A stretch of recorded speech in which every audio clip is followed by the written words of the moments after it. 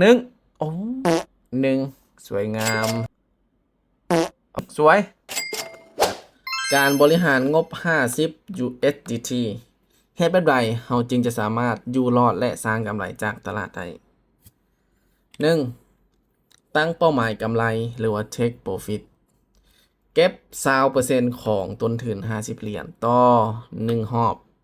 20%ของ50เหรียญก็คือเท่ากับ10เหรียญต่อ1รอบเนาะ10%ก็คือ5เหรียญ20%ก็คือ10เหรียญเก็บมือหนึ่งประมาณ2รอบหา3รอบถ้าว่าเราสามารถเฮ็ดได้แบบนี้ถือว่าโอเคเลยเนาะรอบหนึ่ง10เหรียญ3รอบก็30เหรียญถ้าตีเป็นเงินกีบก็เป็นจำนวนที่ค่อนข้างหลายเติบ2ตั้งเป้าหมายเสียหรือว่า stop loss เพื่อป้องกันพอร์ตเฮาบ่ให้มันกลายเป็นศูนย์กรณีที่เฮาพลาดนะสำหรับ stop loss เนาะหรือว่าเป้าหมายเสียนี่ตั้งไว้ลิมิตการพลาดหรือว่าเสียติดต่อกัน3ไม้พลาด3ไม้ติดแม่นให้หยุดทันทีบ่ให้เทรดต่อ3การเดินเงินเป้าหมายต้นทุนสูงการเดินเงินก็จะขยับขึ้นการเดินเงินแม่นเริ่มต้นเดินอยู่ที่5คูณมาเป็น7คูณมาเป็น15พลาด3ไม้เจ้าจะเสียอยู่ที่27เหรียญถ้าบ่พลาดเกิน3ไม้นี้เจ้าจะได้กำไรตามเป้าพอร์ตเจ้าจะเป็นสีเขียว4เลือกตลาดที่ตนเองถนัดในการเข้าหรือว่าในการเข้าออเดอร์หรือการเทรดนั่นแหละเนาะผู้ใดที่มักแบบล็อกอินแล้วเทรดเลยเนาะลองปรับวิธีเบิ่งเนาะเพราะว่าการล็อกอินปุ๊บแล้วเทรดเลยนี่โอกาสที่เราจะได้กำไรนี่มีน้อยโอกาสที่เราจะพลาดนี่มีสูงเพราะว่าเราบ่ได้เบิ่งพฤติกรรมตลาดผ่านมาบ่สนเลยว่าตลาดมันสิขึ้นสิลงสิไซด์เวย์สิสวิงเนาะมีแต่กดซื้อกดขายอย่างเดียวอันนี้ก็เป็นจุดเสียอีกจุดหนึ่งเนาะที่เฮ็ดให้ที่โดยหลายๆคนสร้างกำไรหรือว่าอยู่รอดจากตลาดบ่ได้เนาะการเลือกตลาดนี่ก็สำคัญ5เลือกเทคนิคที่เข้ากับตลาดสำหรับเทคนิคนี้ก็เป็นสิ่งที่สำคัญเนาะเพราะว่ามันเป็นอีกอย่างหนึ่งที่จะเฮ็ดให้เจ้าวิเคราะห์และคาดคะเนทิศทางของกราฟได้เนาะเป็นตัวช่วยเทคนิคการนำไซส์ทั้งเทียนบอลอินดิเคเตอร์บอลต่างๆเนาะเลือกให้มันเข้ากับตลาดที่เฮาเข้าณตอนนั้น6ข้อนี้สั้นก็มูเนาะแต่ว่าเป็นข้อที่สำคัญที่สุดเนาะ75%ก็คือความสำคัญของมันรวมกัน6ข้อนี้สำคัญอยู่ที่75%เนาะเป็นอย่างคือว่าสำคัญเนาะทั้งที่มันข้อความสั้นๆเรื่องอารมณ์นี่เป็นสิ่งหนึ่งที่สามารถตัดสินเจ้าตั้งแต่เริ่มแรกเลยเริ่มเฮ็ดเลยถ้าเจ้าใช้อารมณ์นำพาหรือว่าอารมณ์เสียในการเฮ็ด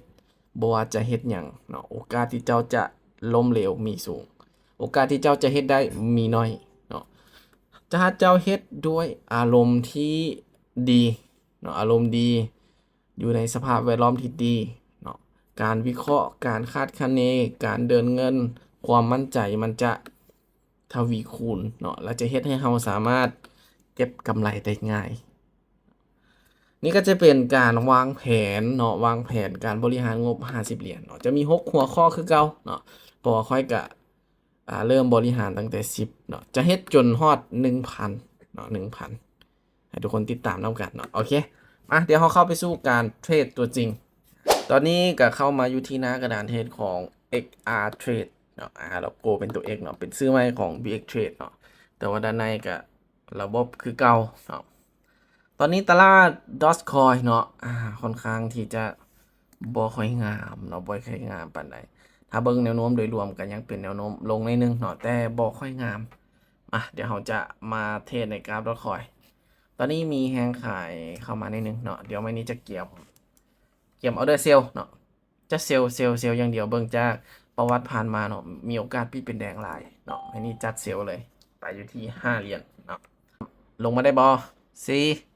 3 2 1โอ้นี่น้อยเดียวมีการย่อลงมาน้อยนิดนึงเนาะเกือบเป็นแดงเนาะแต่ว่าเป็นยัง ไม่นี้ค่อยจะคูณเงินมาเป็น7เนาะเดินเงินตามระเบียบเดี๋ยวซูมกราฟเข้าใกล้ๆหน่อยจึงจะเห็นใหญ่ๆนิดนึงโอเคไม่นี้นี่ค่อยจะเกี่ยมเซลล์อีกเนาะไม่นี้โอ้ขึ้นสูงแท้แต่ว่าไม่นี้นี่ขึ้นดีดแบบนี้เนาะเดี๋ยวค่อยจะเซลล์เลยไหมนี่เพราะว่าอย่างเนาะตอนนี้แนวโน้มมันยังลงอยู่เนาะแล้วก็เวลาที่มันดีดขึ้นเดี๋ยวนี้ดีดสูงนี่มักจะมีแข่งขายเข้ามาแทรกเนาะอาจจะเป็นแข่งซื้อเข้ามาแบบชั่วคราวเนาะมันดีดพบประเดียว5 4 3 2 1สวยงามเห็นปะวินละเมื่อวินแล้วค่อยก็จะกลับมาเดินอยู่ที่5 เหรียญคือเก่าเนาะทุกครั้งที่วินจะกลับมาเดินเสมอเดี๋ยวเบิ่งออเดอร์นี้เนาะมีแข่งซื้อเข้ามาเนาะไม่นี้จัดเซลล์อีกรอบหนึ่งเนาะเซลล์อีกรอบหนึ่งมีแข่งซื้อพักดันราคาขึ้นไปมาเบิ่งน้ำกันว่าแข่งขายเขาจะแข่งแข่งพอบอ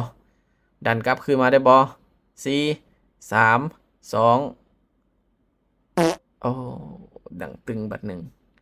โอเคบ่เป็นยังไม่นี้ค่อยจะคูณเงินคือเก่าเนาะได้เสียมาอันนี้ไปอยู่ที่7 เหรียญเขาเบิ่งจากโดยรวมเนาะเบิ่งจากด้านหลังมาเลยเนาะมันจะเป็นไงบ่มันจะเป็นขาลงมาเนาะมันจะมีการย่อขึ้นลงโยเนาะมาตอนนี้แห้งขายเข้ามาแล้วโอ้เป็นแห้งกลืนกินเนาะเบลลิสเนาะจัดขายเลย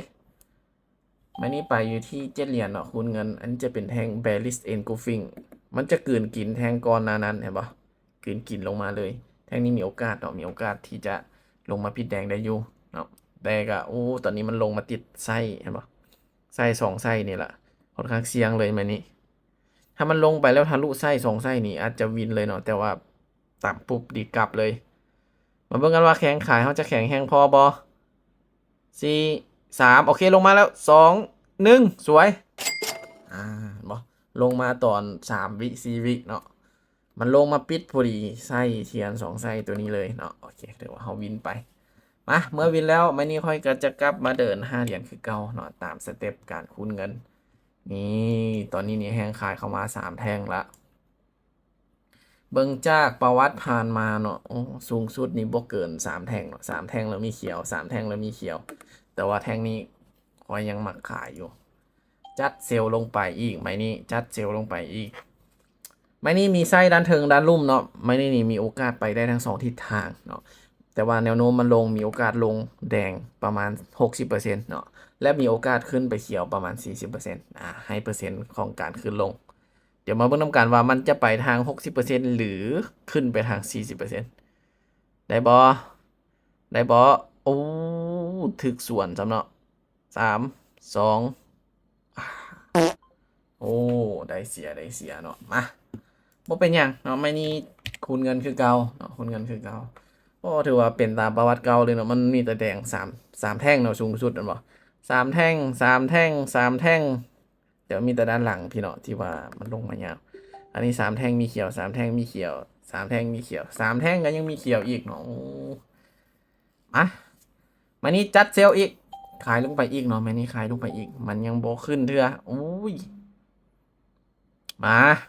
โอ้เสียวเลยเมื่อกี้เนาะดิดปุ๊บขึ้นไปปิดเป็นแท่งเสมอเนาะเป็นเขียวที่เสมออันนี้เนาะ5 4 3 2 1สวยงามเมื่อวินแล้วไม่นี่ค่อยก็จะกลับมาเดิน5คือเก่าเนาะโอ้ได้เสียอยู่เนาะได้เสียอยู่มาเดี๋ยวออเดอร์ต่อไปเนาะตอนนี้เขาออกมาทั้งหมดอยู่ที่2 4 6ออเดอร์ละได้เสียเลยเนาะมาไม่นี้ไปอยู่ที่5เนาะไปอยู่ที่5ไม่นี้จัดเซลล์เลยขายลงมาเลยพอเขาขายตามแนวโน้มอยู่แล้วเนาะขายอย่างเดียวใช้วิธีการคูณเงินเข้าช่วยเอาเนาะเพราะว่าเบิ่งจากประวัติผ่านมานี่กับบ่น่าจะพลาดเกิน3 ใบเนาะโอ้แทงนี้ลงโคตรงามเลยเนาะกินเต็มเลยเนาะแทงนี้กินเต็มเลยไหมนี่โอ้โคตรงามเลยลงโคตรยาว4 3 2 1สวยงาม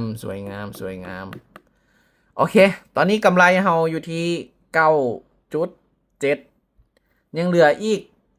0.3เฮาจะได้กำไรถึงเป้าแต่ว่าค่อยจะหยุดแล้วเนาะเฮาบ่จำเป็นต้องบืนไปต่อ พื่อกำไร0จุดปลายเนาะก็ถือว่าออกออเดอร์ไป7ออเดอร์เนาะ7ออเดอร์วิน4พาร์ท3เนาะก็ได้เสียคูณเงินเอาเนาะตอนนี้กำไรมาก็อยู่ในเป้าหมายแล้วแหละเนาะประมาณ19จุดปลายเปอร์เซ็นต์เกือบ20%ถ้วนเนาะก็ถือว่า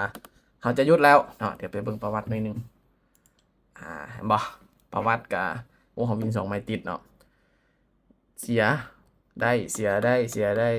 ด้เนาะ2 4 6 7ออเดอร์ถือว่ากำไรมางามๆโอเค